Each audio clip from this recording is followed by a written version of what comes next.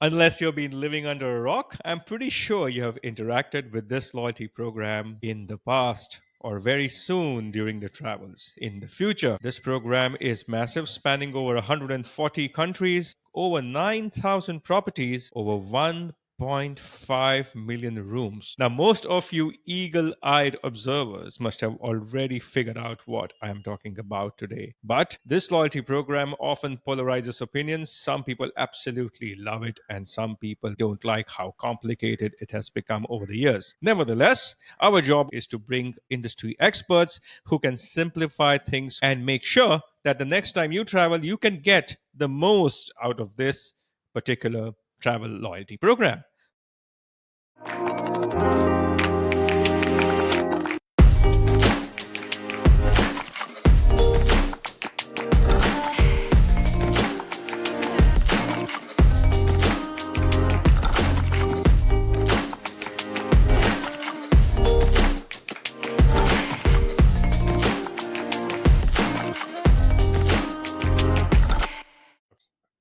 Hello, and welcome to yet another episode of the Travel Dialogue podcast.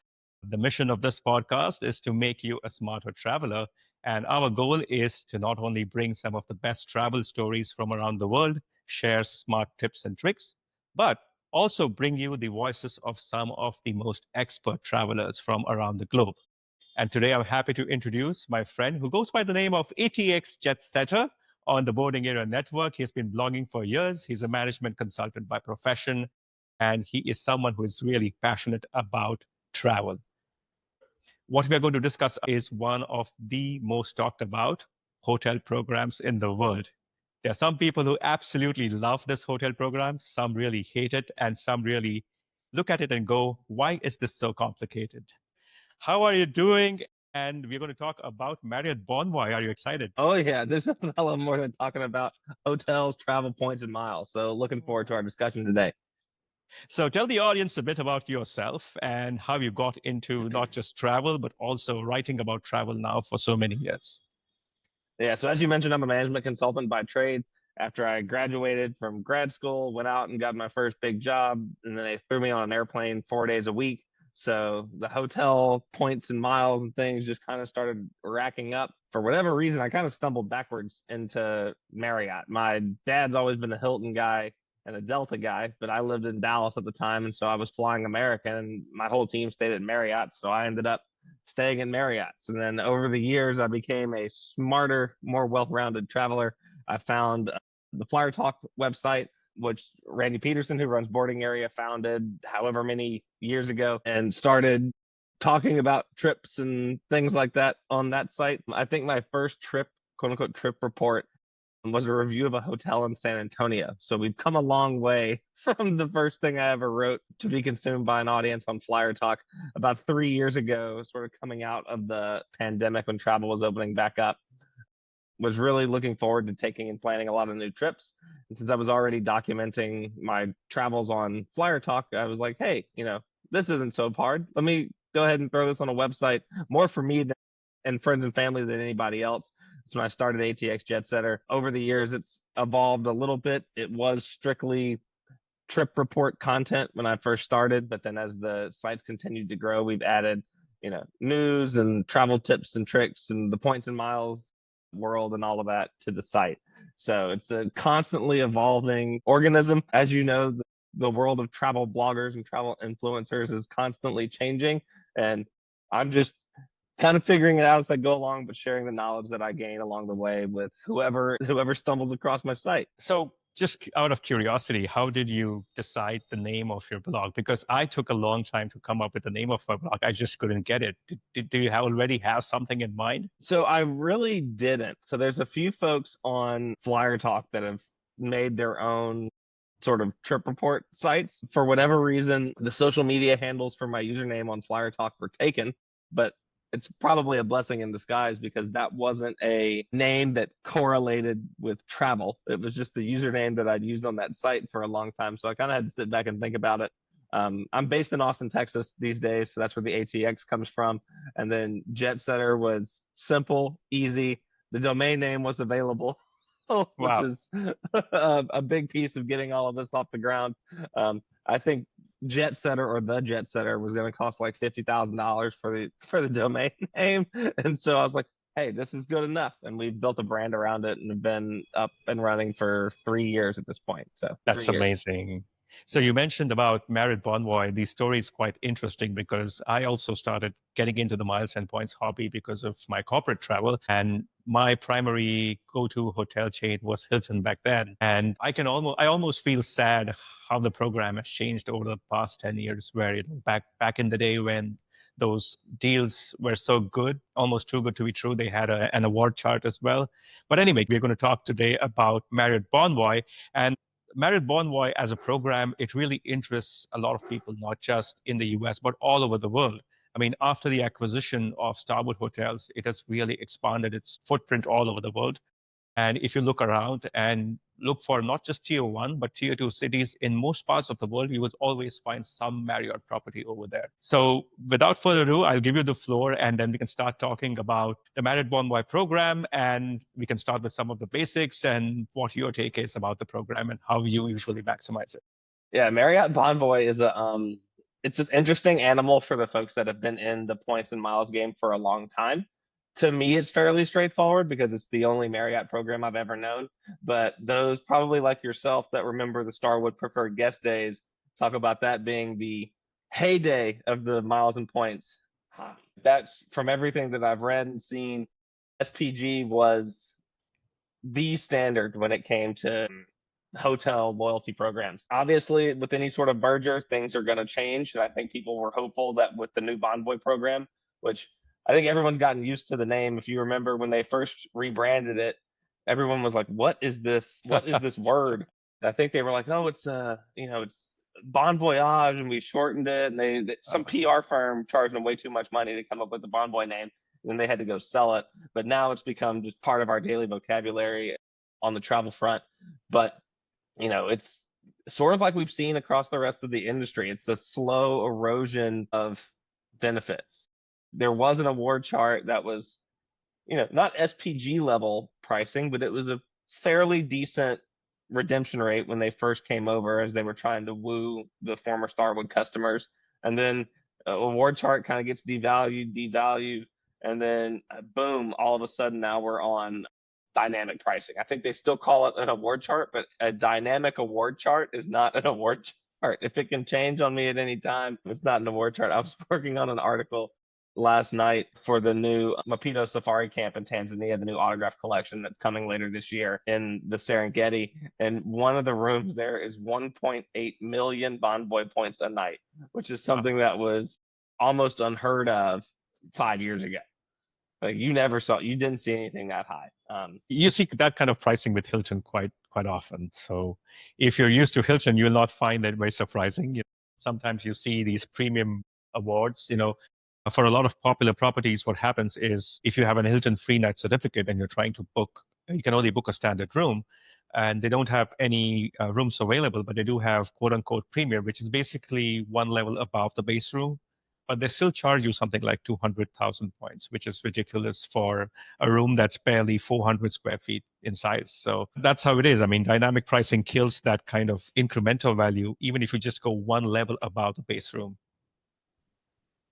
Where the hotels will block the base rooms for sale for whatever reason and essentially block the hotel off from using points. And you see a lot around major sporting events and very popular travel destinations like the Maldives and things like that, where those low level awards are either snapped up extremely fast or the rates are blocked for whatever reason at the property, which leads to your point, extremely high rates. One thing I will give Marriott credit for, Hilton's redemption rates are very high. I also think it's easier to earn points with Hilton. If you take a similar stay and put them side by side with Elite status, you're going to earn more points per stay at a Hilton than you are at a Marriott, but then those Hilton points are in turn worth less. In your case, tell us a bit about how you started with the program and what are some of the best ways in which you earn Marriott Bonvoy points pretty quickly. Kind of stumbled backwards into the program. When I started my career in consulting, I was a university hire. So coming out, they send you to a big training program for 2 weeks. Mine happened to be in Atlanta at a Renaissance property there in town. And since we were there for 2 weeks, the first day, I think before we even left our home offices for orientation, they said, sign up for Marriott Bonvoy because you will at least, even if you don't travel which wasn't going to happen in consulting, but they were like, even if you don't travel the rest of this year, you're going to stay 12 nights and it's 10 nights for silver at Marriott. So they were like, you will earn silver status at Marriott just from this one trip. So everybody signed up for, you've never seen more 23-year-olds running around thinking they were elite when they got their first Marriott Bonvoy silver status. And then, over time you build up platinum, titanium, ambassador. So it changed a lot very quickly. But that's essentially was my introduction to the program. I'd been a Hilton guy before that because my dad was a Hilton guy. I still have a Hilton credit card, which gives me diamond status. So I kind of get the double dip so I can pick and choose when I travel. If there's not a Marriott option that's appealing, I can go over to the Hilton. The one world I haven't really dabbled a bunch in yet is Hyatt. But then, once I was in, I was locked in. And then it started to where, the work travel, my team stayed at Marriott probably because they did the same thing when they were first in training. So the whole team was a Marriott team. And so we would pick and choose our hotels around Marriott Bonvoy properties. So that's what kept me in the ecosystem. And now I'm kind of all over the place. We'll be staying at different hotels across the street from each other because as you grow through your career, you move to different firms. Everybody has different backgrounds. So, now I'm a Delta guy living in Austin, still stay at Marriott properties. My team may be, across the street at the Hilton or someone's down the block at the Hyatt. So it's a little bit different now, but everybody has their preferences and we all, we're stuck in our ways. So we all stick to the brand that we know the best when we're traveling for work. And then that spills over into leisure travel as well. It drives my wife crazy that I don't ever want to stay at any boutique hotels or anything like that. And I'm like, but I don't have any elite status and I can't earn points at that cute little boutique hotel that you found down the street. So we have a good friendly back and forth banter around that, but ultimately I'm the one that books all the trips, so we end up at a Marriott most of the time. So you mentioned that you have the Hilton Aspire card, and there are multiple ways to also earn Marriott Bonvoy points, and one of them is obviously through credit cards. You obviously do a lot of corporate stays, so how do you supercharge your Marriott Bonvoy earning? Is it mainly through credit cards, or is it through corporate stays, or both? Through just stays, corporate stays, and then my own personal travel. Even since the pandemic, I'm still averaging between 50 and 75 nights a year in a Marriott property. So I'm able to organically maintain my status, and that's given me enough points to do the thing. I've never had a million plus balance of Bonvoy points. I'm a big proponent of, you earn the points, you use them because we see them get devalued so quickly across the board. I have not gotten a Marriott credit card yet. It's one of the things that I'm kind of keeping in my back pocket with some of the sign up bonuses for, to your point, the mattress runs. If there's a year where I'm going to fall short by 10 or 15 nights and those cards give you the elite nights, I'm 2 years away from lifetime platinum. And at that point, the sort of hamster wheel rat race chase is over for me with status because I'll have lifetime platinum status at Marriott. So then maybe I can go explore, I'll have Hilton, I'll have Marriott, maybe I go for Hyatt and try to get the trifecta.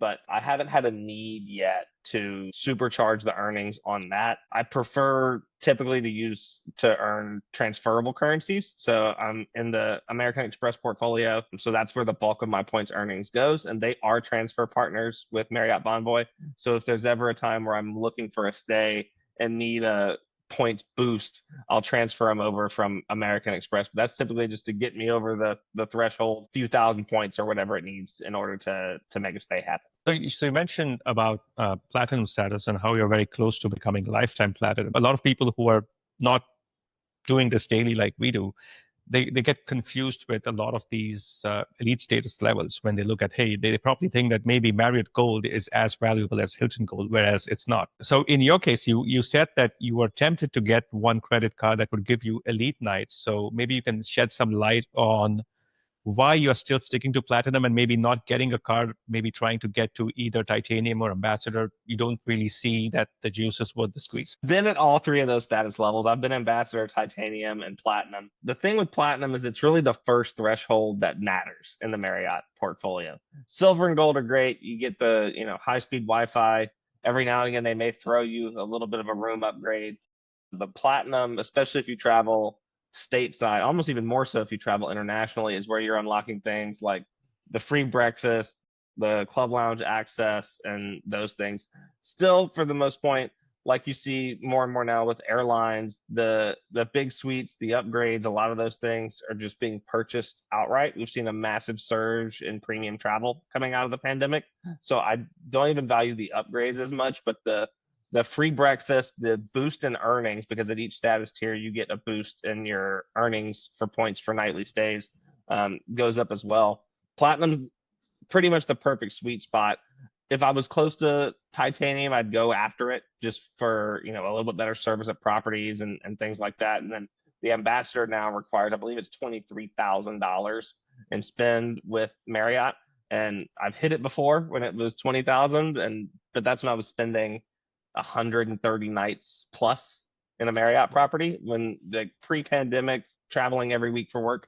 So that's what's worked for me. Now I'm, married, I have a young son, I want to spend more time at home. So I do whatever I can. This is going to sound crazy for a podcast like this. I do whatever I can to stay off the road if at all possible, or if I need to go somewhere, it's a 2-day, 1-night trip, where in the past it would have been a 2-day, 3-night trip because I would have flown up the night before, worked the 2 days, and then, left early the next morning. So that's kind of been a shift in my travel patterns as well. Platinum stateside is kind of the sweet spot because you don't get so much more when you go past that. Traveling internationally, though, as I'm sure you're well aware, the benefits are much greater, even at the platinum status as well. You're talking club lounges that have full buffets, open bar. The service is so much better, but you typically see that in Europe, especially in much more so than you do here in the States. And unfortunately, on my most recent trip to Japan, I'd slipped to gold because I didn't travel enough to requalify at the end of last year. But I knew I was going to have a bunch of travel early in 2025 to make that back up. I'm now back up to platinum, but it was through my stays on that trip that got me there. So I'd slid down to gold. Fortunately, that's where having multiple hotel statuses come in handy. I was able to stay at the Hilton properties and access the Hilton corporate lounges in the hotels for the bulk of my stay, and then we put in some Marriott properties here and there that made sense with our schedule. But if you're traveling internationally, the platinum status really is where you want to be at if you're doing any sort of travel. And I would encourage anyone, if you are planning a big international trip and you're within that 10 to 15 night range before you go, to pick up one of those Marriott Bonvoy credit cards, because the rewards are going to be worth it that you're going to pick up from doing that. The one thing that I will caution everyone on is it does take a few days for those things to update in the system. So don't think that you can apply for the card the day before your trip and all of a sudden have platinum benefits at the property that you're using. And then there's also a spend threshold that you have to hit as well. So plan a month or two in advance if that's a strategy that you're looking to use to get you over the hump to platinum before you take a big trip. So when you compare that with Hilton, it's interesting you mentioned that, because with Hilton, what happens is it's quite similar. It's just that the status levels are different, where in Hilton, once you hit gold, you're pretty much okay. And then diamond is not that big a jump. So let's say you can hit gold organically, or when you're already getting complimentary breakfast outside the US and you're getting a breakfast credit inside the US. But then when you once get to diamond, I haven't really seen that much of a difference in my experience. I usually get upgraded one level up from where I am, even if I just have Hilton Gold. And that's very easy to get if you just have the Amex Platinum card, for example. So with Marriott, again, if you have the Marriott Platinum status, especially as you correctly mentioned, outside the US, especially in parts of Asia, you get some amazing experiences. I mean, one of my recent experiences last year was with the Ritz-Carlton in Krabi, and they upgraded us not to a suite, but at least a couple of levels above the base room that we have booked. And that it was like a massive villa, 1,200 square feet, overlooking the ocean and easily going for upwards of $1,000 per night. That's just amazing value from Marriott Bonvoy. And then in addition, they also had complimentary breakfast and the service was just fantastic. So some of those benefits with Platinum, as you said correctly, I mean, they can unlock some really, really memorable experiences. Maybe jumping ahead a little bit so I can go more in depth. down the road. But one of the most expensive Marriott stays I've ever had was a points redemption and would have been even more expensive had it not been. I was titanium at the time, but my wife and I did our honeymoon in the Maldives. And the food package there is $300 or $400 a day per person. But as a Marriott Bonvoy at the time titanium member with free breakfast, the breakfast was $75 out of that charge per person each day. And so that's staying for 4 or 5 days, you'd save a few $100 just by having that. Yeah, I still remember my very first trip to the Maldives. We stayed at the Conrad Maldives and we got upgraded to an overwater villa. That was great. The rooms going at something like a $1,500 or $2,000 per night. And back then, I remember that my daughter was apparently like 10 or 11 months old. So at night, we decided to order room service, order a couple of dishes. And I saw this tray charge. It's basically a delivery charge of $35 for ordering a pasta and a pizza or something like that. And I just decided, wow. So this is like $35 extra just to deliver that food to our room. And as you said correctly, the cost of ordering food or having any kind of meal in the Maldives is just exorbitant at times. And it always helps that once you have that status, you can save anywhere between $70 to $80 just on one meal at during breakfast time. So that's actually a perfect segue because where we are next heading is the redemption side. And I will give you the floor to talk about what your general strategy is when it comes to redemption points. Every person has their own way of looking at it. Some people like to book a lot of luxury properties. Some people like those really niche properties somewhere in the middle of nowhere, and they really like to have a nice getaway with their family. So it's all yours, and you can go ahead with your strategy and some of your favorite redemptions. Yeah, so like you mentioned, everyone's strategy is unique, and my tastes have evolved over time. Also, as my income levels have changed, fresh out of school, beginning my career, it was more of a, hey, I want to go see friends and need a hotel in this city. Let me book the Courtyard for 20,000 points a night or whatever it was. And now, as we do more family travel, bigger trips, higher end properties, that's sort of where my focus has shifted. So I kind of bucket it into um, two buckets, and one of them is less lucrative now that Marriott's moved to a dynamic pricing chart. But the first one was for big events. Like you've seen Taylor Swift's doing concerts all over the world, and like it's affecting airfare prices in and out of Paris or the Olympics. Or personally, I'm a big college football fan, so when I go to a game, those were always very good opportunities to use points because a room in Baton Rouge or Athens, Georgia, or what have you, maybe $300 or $400 a night for a Courtyard, but you could get it for 25,000 Bonvoy points. And so that was a great use of points. I look at what the redemption is worth a lot of the times, unless I'm looking to stay somewhere super high end that I would never pay for out of pocket. We just got back from Japan, as I mentioned, and the hotel we stayed at was a gorgeous property, but the rooms were $800 a night. But Wow. the 60,000 Bonvoy points, I was able to stay, and that seemed like a much better use of my points. We were at this property for 2 nights, so 120,000 Bonvoy points was a lot easier pill to swallow than $1,600 for a room that we're essentially just there to sleep in. So that's how I typically split my redemptions. For the most part, if I'm just traveling, listen, so much of it's corporate travel, I don't have a need um, to use points on smaller stays here and there. I'll just grab a hotel with the corporate discount code or something like that. And you can typically find it for $120, $150 a night for a limited service property here in the States. So I reserve mine for the more high end luxury stays. And then for when I'm traveling either for events or to a city where a major event is happening and the cash rates are ridiculously high.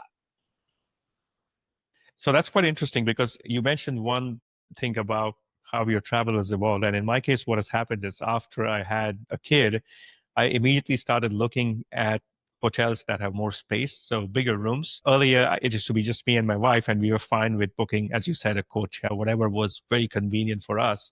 And now we're always looking for properties. Our vacations have become much longer because we travel with a kid, but we also do fewer vacations because, again, we are tied to everything else with work and school and things like that. And the way our strategy has evolved is you book more of high-end properties purely because they have more amenities, they are more spacious, and you have a lot more things to do in terms of like swimming pools and the services better and things like that. Yeah, we didn't take our son with us on this most recent trip to Japan. He got to go to Camp Grandpa and hang out with his grandparents. They loved it. So they got 10 days with their grandson, and we got a 10-day trip to Japan with no kid that we had to chase after. But the trip before, we were in Dubai, Kazakhstan, and Turkey, and stayed at a wonderful trio of Marriott properties. To your point, that were on the larger side because they were more high end, which made the trip so much easier. The first stop on our trip was Dubai, and we stayed at the St. Regis Dubai downtown, one of the largest standard hotel rooms I've ever been in my life. It wasn't a suite, but it's a excuse me. It wasn't a suite, but it was a 800 square foot hotel room. But the closet was so big that we were able to set up his crib over in the closet area. We could turn the lights off for him and nap, and we could still sit in the bed, watch TV, move about the room with no issues. And so that was a really a lifesaver for us because we land there at 3 o'clock in the morning. Everyone's sleep schedules are so screwed up from the travel, so that kicked the trip off very well, allowed us to recuperate and rest. Just gave us some space because, as you know, when you travel with a kid, there's a lot of stuff: stroller, car seat, extra bags. They're running around.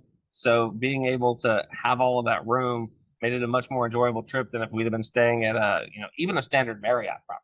The amazing thing about the UAE as a hotel market is that just so many properties. And if you just look at both Hilton and Marriott, I still remember when I was traveling there for the very first time, I looked up on the Hilton website and I saw something like 37 or 38 results. And my initial thought was it's probably expanding the map too wide and including other nearby countries. And I was really surprised to see that that was just the UAE. There's just so many properties in just the UAE. And with Marriott, I mean, with the acquisition, I'm pretty sure there are a lot more properties with Marriott and Hilton as well. Oh, there absolutely are. When I was booking this trip, there was almost too many properties. It was hard to make a decision. You're talking about a city that has two or three St. Regis properties, multiple Ritz Carlton. So it's like, how do you decide? Once you even narrow it down to the brand, that then it becomes like, where do you want to be? And there's so many different options. And so I kind of just blind fired into this one. I was like, this one looks close to the Dubai Metro, which we thought would be easy to use to get around. The Dubai Metro is not easy to use to get around. The stations are not close to anything. But that was our thought process. It ended up being walking distance to the Dubai Mall and the Burj Khalifa. So it was a great property, but I just picked one and it had a very good rate because, to your point, with all the different properties there, I think I ended up paying $220 a night for the St. Regis in Dubai, which Wow. is unheard of for a St. Regis property. Just because there's so much competition. I'm sure they have lower market hotels, but when you go to the Marriott Bonvoy site and start looking through properties, you're going to get nothing but Ritz Carlton luxury collection, St. Regis, JW, all of those types of properties. Yeah, one of my very first stays, in fact, in Dubai was at the Ritz-Carlton Dubai. And I remember booking this, and this was off season. This was probably August or September. It's not peak season in Dubai back then. And as you said, it was barely 200, $220, something like that. And because of the fine hotels and resorts credit, I ended up paying something like just 20 or $30. And as you said, the experience was just fantastic. And I was amazed to see there's just so many properties around. There's a St. Regis, there's another Ritz Carlton, there are like two JW Marriotts, and like there's so many properties to choose from. And it all depends on which part of the city you really want to be in. And that's what drove our decision. So Dubai is famous for the Palm Islands and things like that, but we knew traveling with a less than 1 year old at the time, we didn't want to have to take a car and deal with the car seat every time we left the hotel. So that's another reason that we chose the downtown Dubai St. Regis, because it's not the most walkable location, but it is still walkable to a lot of the major attractions, which meant we didn't have to get the car seat out every time we wanted to go somewhere. Going back, if it's just two of us, we may want to stay at the beach and relax and just take an Uber into the city center for the various areas that we want to go.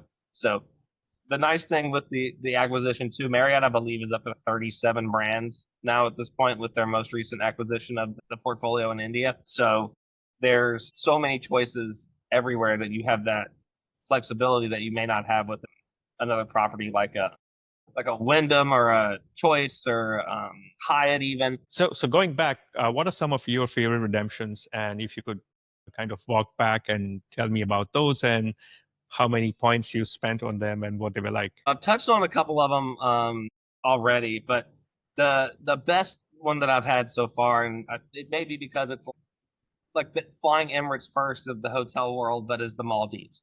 You know, that's like so many people say that they get into the points and miles game because they want to go to the Maldives and stay in these overwater villas that are $2,000-3,000 a night. So it's a very aspirational redemption for a lot of people. We ended up going for our honeymoon and stayed at the Westin Maldives, which is not the most high end property, but when you're talking Maldives properties, they're all amazing from a Marriott portfolio perspective. So that one we stayed for 4 nights, and this was pre award chart devaluation. I think the total came to 250,000 points for an overwater villa in the Maldives. That is It amazing. was the busy season there when we went, so I was hoping I was titanium at the time, so we decided like, do we want to roll the dice with an upgrade? But looked at some of the loads and what was available at the property and saw that that just wasn't a realistic option for our stay. So we just bit the bullet and went ahead and booked the overwater villa. Had a great experience. You know, it was one of those with the glass hole in the floor, so the fish are swimming underneath you. I've got pictures of rays and sharks and things swimming in the water behind the room. So it was a really fun experience and a fun way to kick off our honeymoon. And any eagle-eared listeners probably heard me say 4 nights. Yes, we stayed 4 nights. I did not take advantage of the Marriott fifth night free. That's bad on me. In order to squeeze it into our schedule the way that we needed to, we could only do 4 nights in the Maldives, which honestly for us was enough. We were ready to get back to the mainland because with those hotels, if you've ever stayed in them, you know you can't leave. Each little island is the hotel, and when we travel, we like to go out and about and see things. So sitting in the same property, even though it was massive with a lot to do, after a few days got old. So it was the perfect amount of time for us. But the Maldives is probably at the top of my list for favorite redemptions. Second one's kind of unique and is also from a recent trip. When we were in Kazakhstan, we stayed in the largest city in Kazakhstan, which is no longer the capital, Almaty, and we stayed at the Ritz Carlton. That is to date the only Marriott property in the largest city in Kazakhstan. So, Wow. and yeah, I assumed that there was going to be multiple options. There weren't, but that property is very interesting. It was a great place to stay. That redemption was only 35,000 points a night. So in That is amazing. 2025 for Ritz Carlton, 35,000 points a night is almost unheard of. And it was a fantastic stay. I'd slipped down the gold at this point for this trip, but we still were upgraded to a very large corner room. It overlooked the mountains, the ski jumping area, big portions of the city. So it was a very nice stay, and it's a place that I'm looking forward to going back to. We didn't get to spend a ton of time at the hotel because we were out visiting a friend and family, but that's one that is high on my list to return to just to get the full experience. And then most recently, strangely enough, falls under the autograph collection banner, even though it probably should be flagged higher. It's in Osaka, directly attached to the Osaka station. It's the Osaka Station Hotel. It's owned by Japan Railways, and if you know anything about Japanese railways, they have immaculate attention to detail, and the property reflected that. The room rates for a standard room $700-800 a night, as I mentioned earlier. Wow. And we used 50,000 Bonvoy points, I believe, per night. So right around 100. With the dynamic pricing now, I think it came to 106, 108. It's not as crisp and clean as it used to be from a pricing perspective, but that's another one that we felt like was a fantastic redemption. We were traveling with friends that also had Bonvoy points, so all four of us were able to stay at the property on points. But that was one that was really memorable. It's one of those things where when you're getting to those caliber of properties, we talked about staying at the luxurious properties, the attention to detail is really what makes it. This property, when you scanned your room key to select your floor, it automatically selected your floor. on the elevator stack. Wow. Not any big deal, it's something minor, but when you think about it, I had to scan the key and then hit the button. They've just taken that step away. You scan the key and it's taking you to your room. You're ready to go. So, just that sort of detail are some of the things that you get when you're unlocking these higher end properties. So, if people are listening and thinking about the best ways to use their points, that's an area where if you haven't done it yet, I would encourage you to do it at least once. Save the points up, go stay at a luxury property, get that experience, because then you won't want to go back to staying at a standard hotel. Yeah, I mean, in terms of the just the experience, what happens is we will see a lot of chatter about. We always have some person complaining about the fact that, hey, I'm elite and I didn't get special treatment or whatever. But I think in most cases, what I've seen is more often than not, once they see that you do have some level of elite status, they are pretty considerate in accommodating whatever requests that you may have. I mean, you don't have to be treated differently compared to others, but at least they acknowledge the fact that, hey, you're giving us a lot of business every year, so you deserve some kind of amenity or whatever. I mean, I had a great story about um, the Ritz-Carlton, which I just spoke about. I reached very early at about 6 a.m. because of a delayed flight. I hadn't slept at all. And obviously, I reached the hotel very early in the morning in Dubai, and they didn't have anything available because they were not expecting me to reach at that time. And I just requested that, I can just hang out in the lobby. It's okay with me. And what happened was, since I hadn't had any sleep, I just fell asleep on the sofa and never realized I was just sitting and I'm sleeping there. And I don't know after how many minutes, an employee walked up to me and woke me up and told me that what you can do is we can give you a room for now where you can just sit and relax and get refreshed, and then we will move you to a room when it's ready. And that was so nice of them because I never realized when I fell asleep. So they're like, okay, you can take this room for now, which was some base level room. It was still very good at the Ritz Carlton. And I went to that room, sat there for maybe an hour, hour and a half, and then my room was ready. So those little things that I didn't even ask for, they probably just looked at my file and said, oh, okay, this guy has whatever status and he's been giving us business, so let's treat him in a slightly better way. So that those little things really matter, and that kind of helps you keep your business. Yeah, I mean, you hit the nail on the head. I've seen everything from, I left my toothbrush at home. They have, especially some of the select service properties, they have a little market there on the side. I don't think I've ever been charged for anything from the market when I needed like a toothbrush or a comb or anything like that. They're like, "Thank you for your loyalty. Just go ahead and take it." But then at the higher end properties, especially traveling with kids and all of that, they're already doing a fantastic job. But they seem to go above and beyond just that little extra touch when they have their elite members staying there. And also, I think when you travel with kids, you realize that that attention to detail is really important. I've seen that with my last two stays with the Ritz-Carlton Langkawi, Malaysia, and the Ritz-Carlton Krabi, Thailand, is that they had noted down all details. I mean, a lot of hotels before checking in will ask you about your dietary restrictions and things like that. But then there are very few properties who actually implement that to the T. And I think the Ritz Carlton in this case did a really good job of considering that, understanding what we want to eat, when we want to eat. When you have a kid, you have to adjust to their sleep schedule and things like that. So just being very understanding and caring about that, that goes a long way. And you tend to pay more attention to that once you're a new parent as opposed to just some corporate traveler. When it's a corporate traveler, it's more like you when you showed up at the Ritz Carlton exhausted early in the morning. I just need to get in the room, go to sleep. Now traveling with kids, you spend more time in the room than at the hotel, so the attention to detail becomes so much more important. So, in terms of your experience with Marriott, shed some light on suite night upgrades and any experiences that you have using any sort of upgrade certificates or free night certificates and any of those amenities, as you go higher up the status levels. So I'm interesting you mentioned the suite nights. That's something that was fantastic when they were first introduced and when I first got into the program. And more recently, the last couple of years, I found myself with suite nights expiring because they're getting more difficult to use. You could put in for whatever you want, and then you're sort of at the mercy of the property if they want to upgrade you into those rooms. I've also noticed you're starting to see not suites, but just larger rooms creep in when you're doing the suite night. So you book your base level room, and a room that as an elite you would expect to be upgraded to complimentary are now showing up for you to use your suite night awards on. So that's something that it's It's the devaluation without calling it a devaluation. So it's instead of just suites, they're starting to put those just larger rooms in there. And as a matter of principle, if it's a suite night award, I want to use it to stay in a suite. So I'm not using them for, just a little bit larger room, especially not if I'm traveling by myself.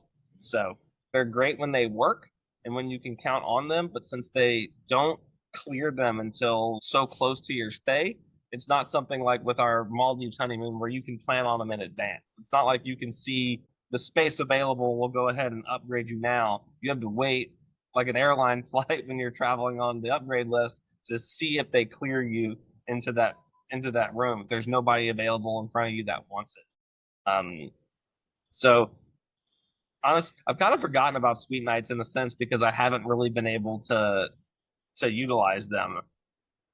Another thing that I really don't understand with Marriott Bonvoy is they have this weird thing about free night certificates where you can use a free night certificate and then you can only add up to 15,000 points. I wonder who came up with that 15,000 point limit where you have a 1,000 point certificate and you can only add 15,000. Why not more? I mean, let's say, someone has a lot more points, you can find a night at, let's say, the Ritz-Carlton Hong Kong, which charges 100,000 points.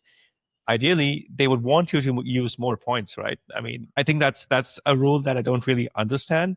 So let's say I have a free night certificate, I should be able to use that free night certificate and then another 50,000 points. So that 15,000 point limit often locks you out of a lot of Yeah. properties. I mean, the points are a liability on their books. Marriott wants people to use points because there's a cash cost to them to have those points out there. So the fact that they won't let you add more, they're having to pay that property for the room redemption regardless. Why would they not want to factor that in unless at the 50,000 and below level, some of those select service properties and things like that, the price that they're able to get the room for is much cheaper, and so they're building in still a profit buffer there. I don't know that to be the case, but it would be the only thing to me that would make sense. Otherwise, you would think, sure, it's like having a gift card for 50,000 points essentially at that point, where it's like, yeah, you have a free night, which is 50,000 points. If you want to add 100,000 points to it, why wouldn't they let me? That doesn't make any sense. I mean, sometimes I look at some of those properties, and if you have a decent stash of points, you should be able to use it and just get done with it, as opposed to thinking about, oh, it's 50 plus 15, 35 plus 15, 85 plus 15. I mean, you have all these different free night certificates across all those credit cards, which are all different. They're not even Mm-hmm. uniform. So you have the boundless card, you get 35,000 plus 15, and then you have 50,000 plus 15 on another. You have the brilliant card, we have Mm-hmm. 85,000 plus 15. So you have all these complicated things. There's no uniformity, and it's just so confusing for someone who's just getting started. And maybe we just answered our own question. Maybe they're just looking for you to upgrade your Bonvoy card as opposed to There being you able go. to stack points on there. So let's talk about one more way that you can redeem Marriott Bonvoy points is by transferring to airlines. And that is something that I really haven't done yet, quite surprisingly. I usually tend to have enough other transferable currencies to transfer to airlines. What's your take on that? Have you ever used that? And do you think that they're useful in certain cases? I think I've used it once because Marriott's had a long-standing partnership with United. There was a time where I was flying United on a fairly regular basis, but I was starting from scratch and needed to boost my points earnings slightly. But honestly, I find myself going the other direction more, going from airline miles to hotel points because I just have a larger stash of airline miles. And I also feel that the transfers from the transferable currencies to airline miles are worth more to me than transferring to a hotel property. So I really try to limit my transfers in and out of an account like a Marriott Bonvoy just because I feel like there's more value elsewhere. Yeah, I think in this case also what happens is when it's also, I would say, in a way, a psychological thing where you see that you have 75,000 points and they actually reduce in value. They become 25,000 points, and then you add another 5,000, you get 30,000 miles. So it almost, I would say, deters many people like us from transferring unless you don't really have any other options. So let's say you don't have any other card which lets you transfer to that airline, and then Marriott is your only option, then obviously then you have to do that. Yeah, and there's plenty of people out there that have My dad, for a time, he started chipping away at it, but at one point he had like 2.5 million Hilton points in Wow. his Hilton account. So it was higher than that even before I took notice of it. And so in a situation like that where you have more points than you know what to do with, and we know that these points are constantly getting devalued, that's a situation where it does make sense that if there's an award redemption for an airline to transfer those points out in order to take advantage of that. But on the transferring in front, I have a hard time. Everybody's different, but I have a hard time transferring 70 airline miles or American Express points to Marriott for a one night stay at a place like the JW when I can fly Lufthansa's new business class from the US to Europe, especially coming from someone that I don't sleep well on planes. So the business class is almost a must to me when I'm traveling overnight. I can fall asleep in a bed just about anywhere. So I prioritize my point spend on air travel as opposed to hotels, especially with some of the things that we've mentioned with free night certificates, the American Express hotel credit, and things like that that are available. If you have a large suite of cards, there's plenty of ways to help offset the costs of some of these higher end. In terms of the high rent properties, and you mentioned correctly about the fourth night versus the fifth night free stay, the way it has changed the manner in which you think about points. You've been in this space for so many years that almost every time when I'm booking a vacation with either Marriott or Hilton, I'm thinking about a 5 night stay or a 3 night stay. I almost feel like if I am doing a 4 night stay, I'm leaving points on the table. And it just changes the way you think once you get into this space where, for example, recently we traveled to Seychelles, where we probably thought 4 nights were enough for us. But then we thought, okay, fifth night is free anyway. Might as well extend our stay by one more night. And that kind of some of these benefits, you don't have that benefit with Hyatt though. Some of these benefits kind of lure you into booking a slightly longer stay, spending slightly more time and money at the property. That's exactly what they Mm-hmm. want you to do. Yeah, they're not doing that just because they want to give you a gift. Somebody somewhere Yeah. is going to crunch the numbers and realize that there is a financial benefit to them offering that fifth night free. They get goodwill with their elites and the people that are redeeming points. They're also getting more money for the properties because, especially like when we talked about those aspirational redemptions earlier, the food and beverage costs in a place like Seychelles, Maldives, anywhere where everything has to be flown in is so high that you're talking hundreds of dollars a day per person.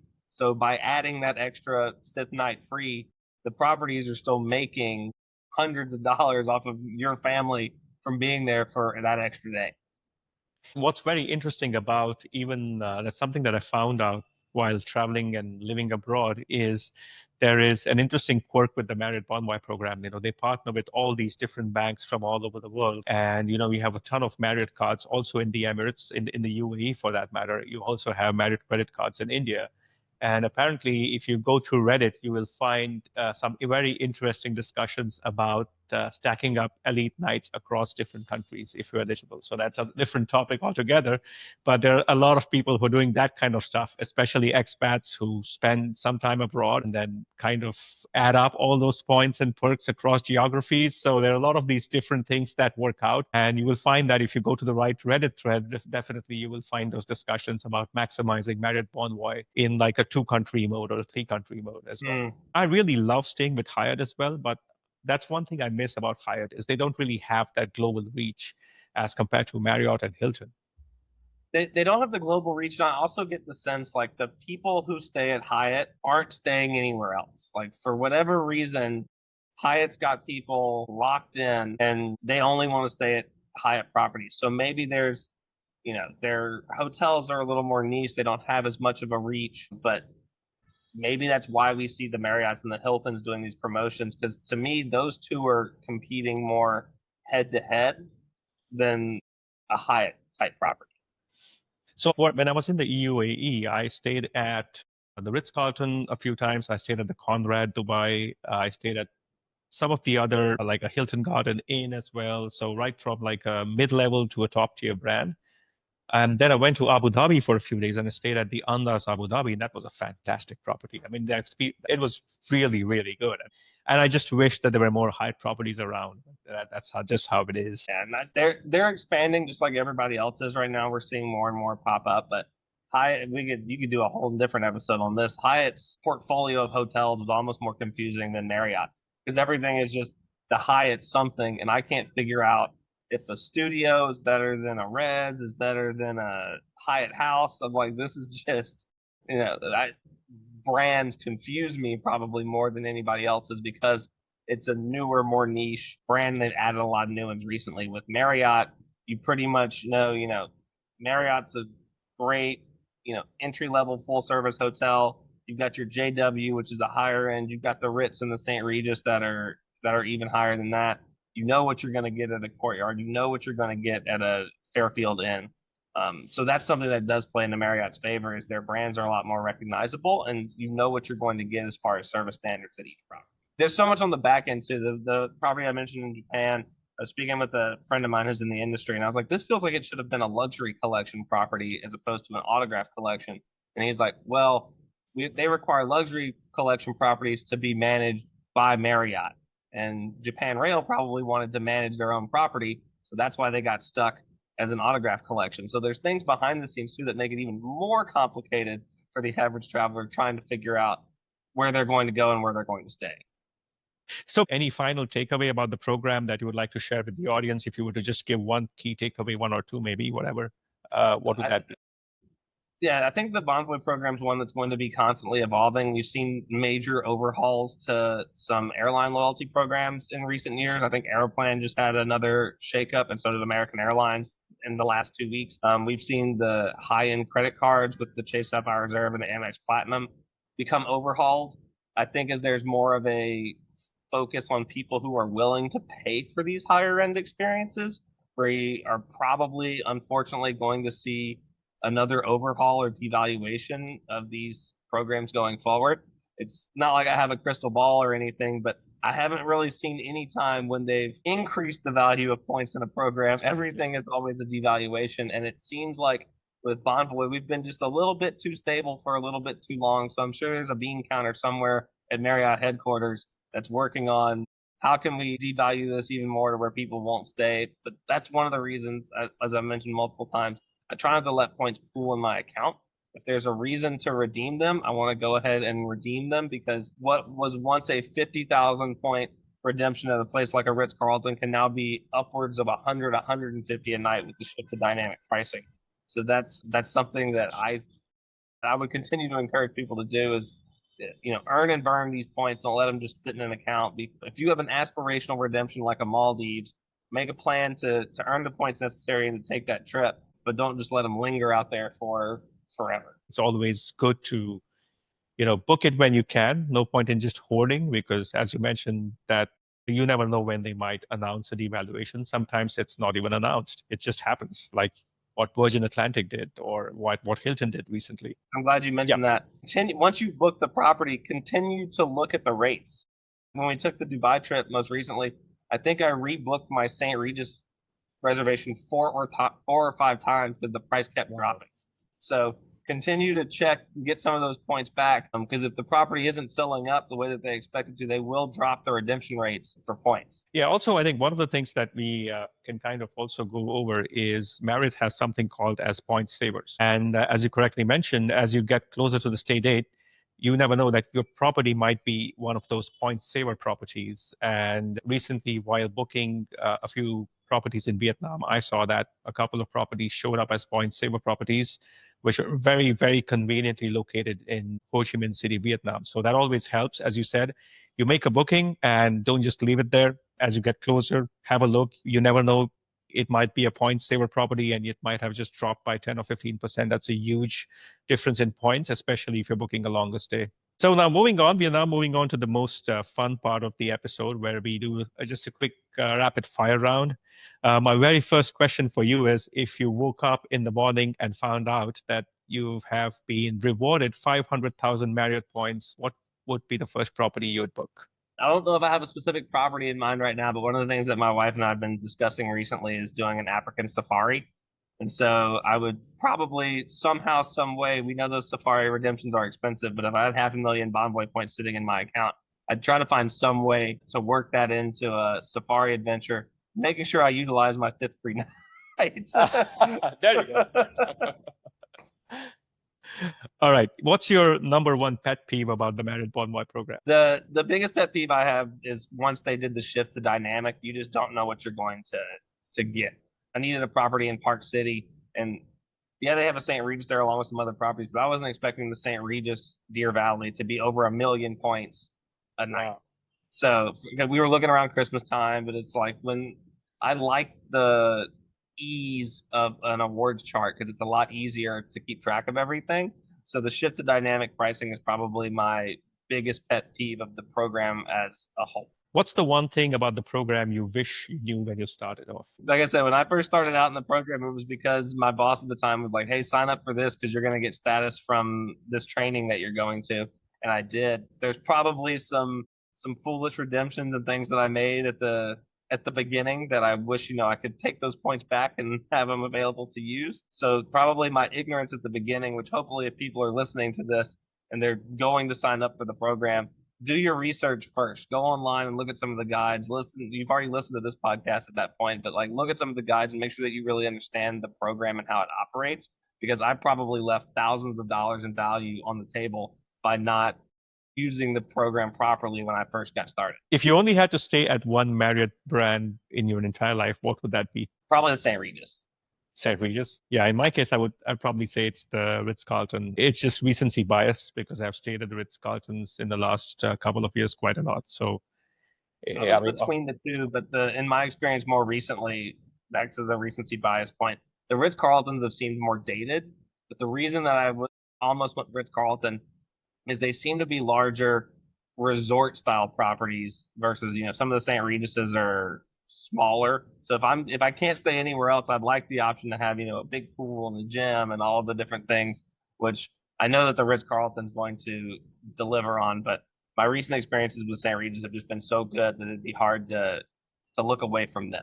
So what's your favorite elite status benefit with Marriott? Probably the guaranteed late checkout, because traveling with kids or for business and you need, the 4 p.m. guaranteed checkout, I think, which was at the titanium level, was fantastic because I could work a whole day in the room before heading to the airport, as opposed to your standard 11 o'clock, noon, or even the 2 p.m. that you get at the titanium level. And then I think kind of chaining into that, when you unlock that year 24, where it's you have the room for 24 hours, whether you show up at 2 in the morning, like you did at the Ritz Carlton, or you're checking in at 3 in the afternoon, you need to check out at 3 the next day. The ability to have that year 24 benefit when you have odd time flights is a great benefit. I mean, this is again not specific to Marriott, but what's your favorite airline? You can split it by domestic and international, and why? So domestic here in the States, Delta, but United has made themselves a close second. Delta's just building up a focus city in my hometown, so it's easier to get nonstop flights on Delta to anywhere else. And they have a fabulous Sky Club here. Internationally, it's kind of the opposite of a recency bias, but I flew them now 3+ years ago. But Qatar Airways is still the top for me. I flew Emirates, their new business class, a couple of months ago, and wasn't impressed for supposedly the world's most premium airline. A new seat, they didn't put doors on the seats in business class. I felt like I was, open to the cabin throughout the entire flight. That one was one that I had higher expectations for, but Qatar and their Q Suite still is the leader in my book. And can you share some insight on how you booked that? Yes, that was through my American Advantage miles that I'd earned from travel. So one of the most straightforward ways to use Advantage points is partner bookings. So that's it was 70,000 points in business class from the States to the Maldives. So this was before COVID, I guess. And I had flown Chicago to Abu Dhabi and Abu Dhabi to Mumbai in business class on Etihad. And that was, again, I think something like 70,000 American Airlines miles. That was a fantastic redemption. I don't know whether it's still available at that price. But again, oddly enough, and I mentioned this on a previous episode as well, that I have flown both Etihad and Emirates multiple times, but somehow I've never flown Qatar. So it's almost like my guests are now goading me into trying out Qatar now. That's definitely something that I'm going to try out very soon. I was able to complete the Middle East 3 trifecta with that Emirates flight, and I was not supposed to fly Emirates. That was a last minute change, but I had great experiences on Etihad as well. I think it was 40,000 points business class from the Maldives to Amsterdam, which was a great redemption back in 2022 through Aeroplan points. But as you mentioned, so many of those redemptions have now skyrocketed in price. So you really had to work the sweet spots on the airline redemption side of things. Yeah, I mean, one of the things that we really miss in this space is back in the day when we used to use our Alaska mileage plan miles to book Emirates First and Emirates Business. That those days are now gone. Yeah, I that was part of the reason I didn't know how I was going to get on Emirates was it's so difficult to book award seats. Thankfully, Air France picked up the tab trying to get home from Turkey. They canceled my flight and they rebooked me through Dubai on Emirates. So I got 16 hours in Emirates new business class as opposed to Air France's new and probably would have been very nice A350, but I'll take Emirates all day long. That's an amazing upgrade. All right, so that wraps up the episode. I think I had some fantastic insights into the Marriott Bonvoy program. A lot of great insights, a lot of great stories that you shared about your travels around UAE, around Azerbaijan, around Japan, and all over the world. For the benefit of our audience, what's the best way to get in touch with you and where you're traveling next? So you can find me at ATX Jetsetter on pretty much all platforms. So X, Blue Sky, Facebook, Instagram. And then if you want to learn more about all the trips and things that we've been able to take using points and miles, that's my website, which is just atxjetsetter.com. All right, that is fantastic. And thanks once again for joining. And we hope to have you very soon on yet another episode. And that kind of wraps up everything for today. We hope you have a great rest of the day. Talk to you soon. All right, thank you. So that wraps up yet another episode of the Travel Dialogue podcast. Thank you once again for watching. Subscribe to the channel on YouTube and become a part of the Travel Tribe as we grow the podcast. You can also find the podcast on other platforms like Apple Podcasts and more. You will find us on social media at the Travel Dialogue podcast on X, Instagram, and Facebook as well. Partner with us in the growth of the podcast by supporting us through any of the links in the description below. Until then, have a great one, and we will see you in the next episode.